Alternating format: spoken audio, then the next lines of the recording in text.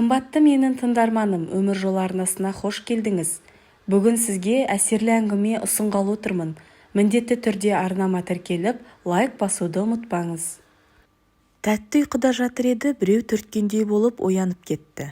Таңның әлі ата қоймағанын сезініп, көзімді ашсам, ұйқым ашылып кетер деген оймен көрпесін қымтана түсіп, әрі қарай ұйықтай бермекші еді. Құлағының түбінен әлдекімнің терең тыныстап демалғанын естіп, ұйқысы шайдай ашылды. Астафыралла, бұл кім? Кімнің тыныстағаны соншама ап-айқын естіліп тұрған? Неше жылдан бері жалғыз өзі ұйықтайтын жатын бөлмеде бөтен біреу қайдан пайда болған?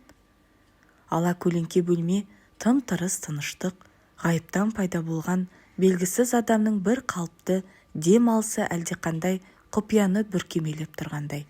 Аң-таң қалып, үрку ме, таңырқау ма, әлде алаңдау ма, әйтеуір аласапыран бір сезімнен жүрегі өрекпіп, көңілі алабұртып қоя берді. Орнынан тұрайын деп еді, буын-буыны дірілдеп, белгісіз бір күш төсекке байлап тастағандай, жатқан жерінен қозғала алсашы. Адамның тыныстағаны енді ап-айқын, дәл қасынан естілді. Құдай-ау, бұл кім өзі? Біреу бас салатындай қозғалуға қорқып, көзінің қиығын салып еді, шындығында да бұған арқасын бере, қаннен қаперсіз ұйықтап жатқан біреуді көрді. Кеудесінен шығып кетердей боп тарсылдаған жүрегін күшпен басып сәл отырды. Құдай-ау, бұл кім өзі? Келесі сәтте қалың ұйқыда жатқан одан өзіне төнер еш қатер жоғын түсініп, енді анықтап қарады да, күйеуіне ұқсатты. Сол сияқты денелі, жауырынды екен. Ең бірінші ойына келгені екеуміз ажырасып кетіп едік қой, қашан татуласып едік деген ой болды. Әрі ойлап, бері ойлап татуласқандарын есіне түсіре алмады. Татуласпақ түгілі ажырасқалы бері кездескенде жоқ екен. Ендеше мына жатқанына жол болсын. Қайдан қашан келген? Үйге қалай кірген өзі? Ойлап оның үйге қашан келгенін де есіне түсіре алмады. Бірақ есіне түссін түспесін, одан енді келіп кетер ештеңе жоқ.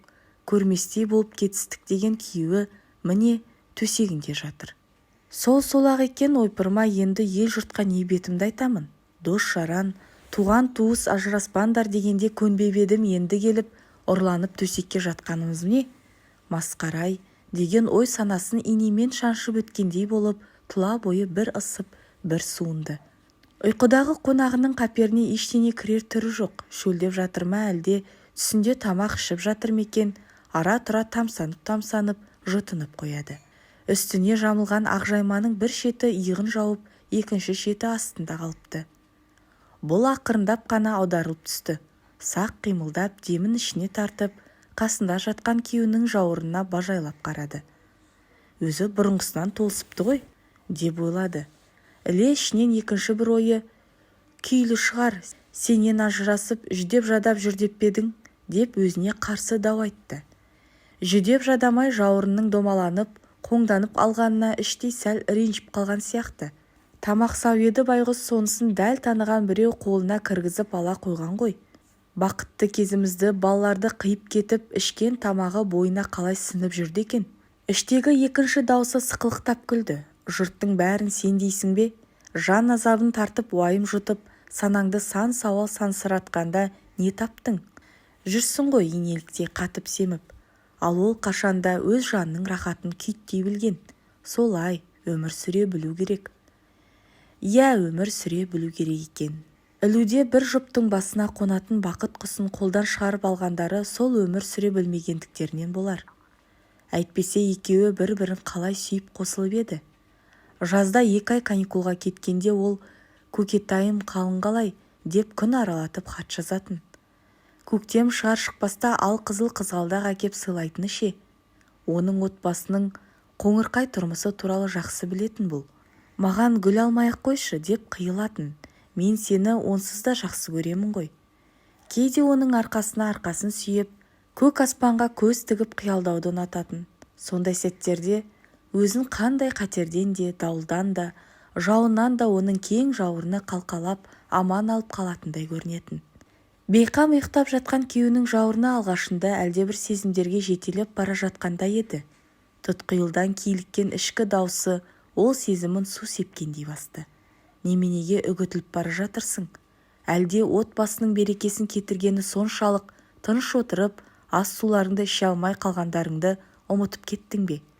Өздері тіленіп телефон шалатын арсыз әйелдердің жетегінде кеткенін, ақ некеңді, балалардың болашағын солар үшін құрбандыққа шалғанын қалай ұмыттың? Бойын жиып ала қойды. Қалай ұмытсын? Өмір бойы ұмытар ма сол қорлықты? Досқа күлкі, дұшпанға таба етіп кеткені ойына түсіп, қаны басына шапшыды. Қарашы, адалдықты аттап, дүниені бүлдіріп, мұның жарасымды жұптық өмірге деген сенімін тас-талқан етіп, енді түк болмағандай ұйықтап жатқанын. Қайдан келген? Қалай келген? Беті бүлк етпей. Келген ізімен кері қайтарайын, деп оны жұлқып оятпақшы болып, қолын соза ұмтылып беріп, сол қалпы қатты да қалды. Жатқан адам күйеуіне мүлде ұқсамайды. Құдай-ау, бұл кім сонда? Мұндай жақындықта болатын ешқандай танысы жоқ. Бір жатса қасында, мейлі бұрынғы болса да күйеуі ғана жату керек. Әрине, сол. Арада бақандай 5 жыл өтті. Өзгерген ғой. Уақыт кімді де болса өзгертеді. 5 жыл бойы көрмеген соң әрине ұқсамайтын болып көрінеді. Бөтен біреумен төсекке жатпақ түгіл үйге кіргізуші ме еді? Ал күйеуін балалары кіргізген ғой. Қанша дегенмен әкелері емес пе? Қимаған шығар. Көңіл түбінде күдігі өсіп бара жатса да, өзін-өзі қасымда жатқан күйеуім ғой, деп сендіргісі келді. Сол ғой, сол, деген ой дүк-дүк деп соғып тұрған жүрек ырғағымен қоса қабаттаса қайталанып, санасына шегеленіп жатқандай. Айтпақшы, бұл ойының шындығына көз жеткізудің бір амалы бар екен-ау, қалайша ұмытып кеткен. Оның сол жақ жауырынның астында көздің қарашығындай меңі болатын. Екеуі ара тәтті шақтарда күйеуін қаусыра құшақтап, сұқ саусағының ұшымен сол меңді басып, зың-зың, сіздің үйге кіруге бола ма екен, дейтін ойнақыланып. Сосын оның епті қолдары мұның мойнын, арқасын сипалай, өне бойын шым-шым еткізіп аралап келіп, белінен тарта құшақтайтын. Ыстық демі кеудесін, тамағын шарпи, небір тәтті сөздерді күбірлей айтқан жары, дүниедегі ең сұлу, ең тәтті, ең асыл жан өзі екендігіне, ешкіммен ешқашан тап мұндай күй кешпегеніне сендіріп, көңілін көктемгі дариядай тасытатын. Мұны көзінен, ерінен елжірей сүйіп, хас шебердің қолына түскен саз балшықтай иленуге бейіл денесін құшырлана, бауырына басқанда, лау ете қалған ләззат отынан талықсып, өртеніп кете жаздаушы еді. Сосын бір қызығы мұның рахат кешкен тәні балбырап, жаңағы ләззатты шақтың таусылмауын, тағы да ертегідегідей күй кешіп, күйіп жануды құмарлана тілеп тұрғанына қарамастан, тап осылай оң жағына аунап түсіп, ұйқыға кететін. Тек жауырындағы көздің қарашығындай мені ғана көз арбап, кел, кел деп тұрғандай болатын. Тағы да еске түскен елестер жетегінде кетіп бара жатыр екен ғой. Я, айтқандай, сол меңін ашып көрмеймін бе? Қанша толсын немесе жүдесін, күнге күйсін, бәрібір меңі өзгермейді емес пе? Сол оймен бұл оның иығын жапқан ақ жайманы ақырын ғана ысырып тарта бергені сол еді. Ұйқыда жатқан адам оқыс бұрылып, мұны құшақтай алды. Қарулы қолдармен қапсыра құшақтап, көзінен, бетінен, тамағынан құшырлана сүйіп, еркін билеп әкетіп бара жатыр. Сүйе бастағанда-ақ күйеу емес екенін бірден ұққан. Ол бұлай сүймейтін. Сонда бұл кім? Жан таласып бар салмағымен жанши басқан адамның құрсауынан босанып шықпақшы болып тырбанып еді. Қарулы қолдар тырп еткізбеді. Қимылы батыл, шалт болса да дөрекі емес. Тынышталсын дейме, иығынан жеңіл қағып, шашынан сипап қояды. Сонысына қарағанда ойында зорлық көрсету, қорлау жоқ сияқты. Япырау, кім бұл сонда? Жібер, деді бұл қыстыға тіл қатып. Қазір айқайлаймын. Деуін дегенмен көңіл түкпірінде балалар шошып кетер мекен деген уайыммен, мына түрімді көрсе масқарай деген ұялыс қатар бой көтерді. Құдай-ай, енді қайттым. Босатшы, деді жылы сөйлесем босатар деген соңғы үмітіне жармасып. Босатшы, сөйлесейік. Ол бірақ босатар сынай танытпады, тілде қатқан жоқ. Керісінше мұны бауырына баса, шашынан емірене иіскеп, маңдайынан бетінен өпті. Содан болу керек, мұның бойындағы қорқыныш мүлде ғайып болып, бір сәт тыншу тапты. Көңіл түкпірінде бұл адамның жаман ниетпен келмегеніне деген сенімі бірте-бірте нығая бастаса да, бұл кім деген сұраққа жауап таппай бәрібір тыншымасы анықты. Сондықтан бұл енді күтпеген қонақтың тым болмаса бетін көргісі келіп, оның басын өзінен кері итерді. Мұның ойын сезіп қойғандай, ол бетін біресе мұның мойнына, біресе төсіне көміп, жүзін көруге мүмкіндік бермеді. Жай ғана жүзін жасырып қоймай, ерні тиген жерін өбіп қояды. Келесі сәтте бір қолымен мұны қаусырақ құшақтап, екінші қолы өн бойын аралап кетіп еді, ұмыт болған сезімдер лап етіп оянып, мұның буын-буынын босатып, мүлде әлі құрып бара жатты. Шашынан, арқасынан сипалап, әрі қарай жылжып бара жатқан қолы бейне бір артында от тастап бара жатқандай бүкіл денесі ду-ду етіп қоя берді. Бұдан әрі арпалысуға әлі келмесін түсініп, шарасы таусылған соң бетіңді көрсетші деп сыбырлады. Ол естімеген адамша мұны төсінен, тамағынан сүйіп келіп, еріне жабысты.